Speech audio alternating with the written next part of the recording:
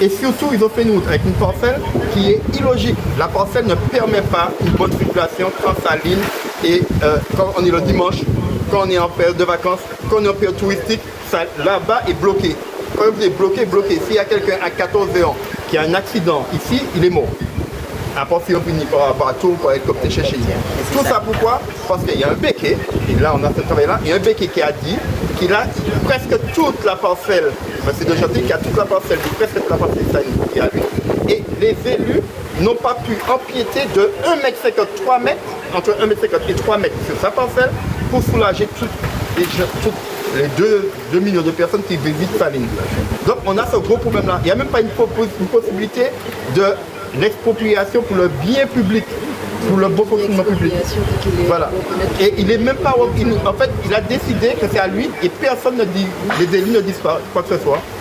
Le préfet ne dit rien au point qu'il a réussi à faire sortir une famille qui est là-bas depuis plus de 70 ans, venus par des policiers, des gendarmes en civil qui sont venus avec mitraillettes et tout, exproprier cette famille-là, comme des chiens, mais il leur a fait dehors, pendant que le gars est allé à la Fort de France, quand le gars revient, il est hors de chez lui, c'est tout fait dehors, on l'interdit d'entrer dans sa propre maison.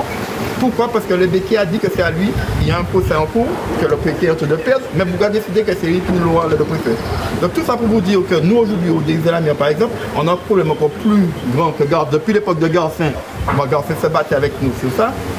Le député Nilor, depuis 2 ans, on se bat dessus. Pour l'ADL, on s'est rendu compte que l'ADL ne fait pas de renégociation. En fait, ils disent qu'on va donner le droit de rester ici, mais ils ne donnent pas le document. Les AOT. Et le problème qu'il y a, c'est que pendant qu'on est en train de parler avec ces gens-là, quelqu'un nous appelle, Lewis, écoute, va en urgence à la mairie, parce qu'il y a un document qui est arrivé pour un appel d'offres sur votre parcelle. Appel d'offres qui était là depuis plus de 15 jours. Et le maire ne nous avait même pas dit ça dehors. Il partait même au courant déjà. Je vais en urgence, j'appelle ma marraine qui est la gérante adjointe du Désir-la-Mer.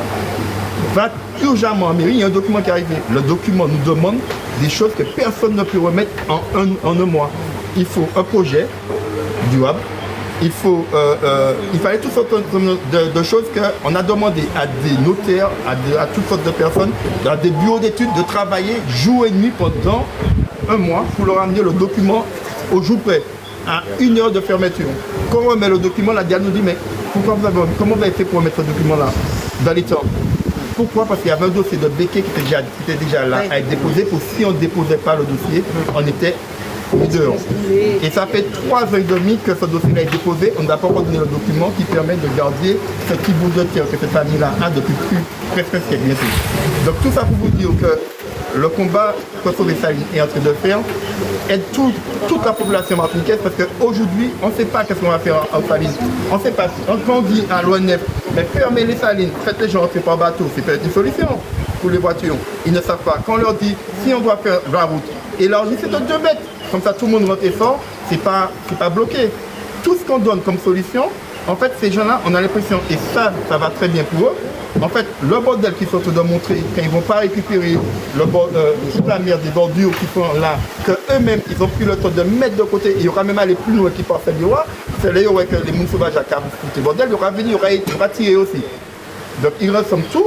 Et qu'est-ce qui se passe? C'est que ces gens-là n'en vont pas enlever parce qu'ils ont des projets il y a un projet au Saline. À l'époque de Garcin, il y a un projet au Saline, c'était pas pour nous. Oui. Saline était bloqué depuis, voilà, avec un aérodrome, un aéroport, tout était compris.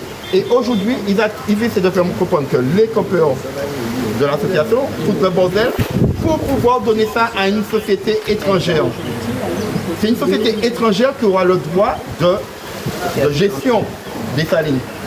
Et même pas étrangère, moi, étrangère française, hein, européenne. Une société polonaise.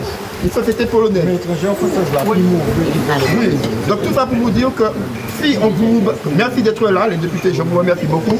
Merci à tous ceux qui sont là. Mais sincèrement, je vous dis, si on se bat pas sérieusement là maintenant pour les salines, jamais les autres pas qu'ils viennent salines. Jamais ils vont pas venir salines. Moi, je vous dis franchement, saline bientôt c'est fini. Donc c'est maintenant ou jamais.